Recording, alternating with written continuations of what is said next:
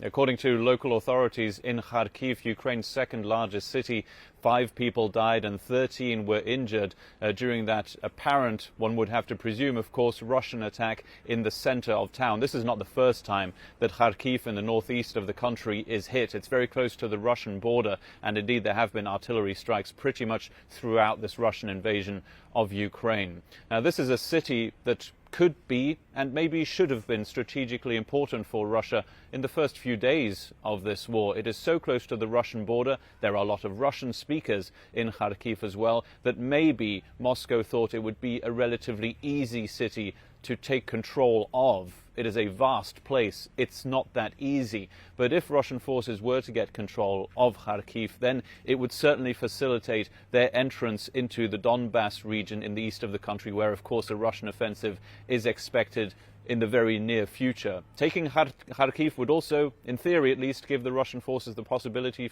to maybe from there move toward the capital city, Kyiv, again. But we seem to be a long way off from that. That city is not going to fall into Russian hands any time yet. But that could happen in the southeastern city of Mariupol. The Russian Defense Ministry tells us that they believe around 2,500 Ukrainian troops are still there in just one single area, a massive steel plant, and that is why it is not yet in Russian hands. The Ukrainian President Volodymyr Zelensky speaks about Mariupol pretty much every night in his addresses to the nation. He says right now that heavy weapons from the West have to come pretty much immediately in order to save that city, in order to keep it in Ukrainian hands.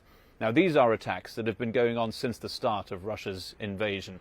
Something relatively new, if you listen to the Russian Defense Ministry, are targeted attacks, more missile strikes on military targets. And indeed, there have been three hits from Russian missiles 3 days in a row on the capital city, Kyiv, and its suburbs. So that promise from Russia to hit more military targets appears to be coming to fruition.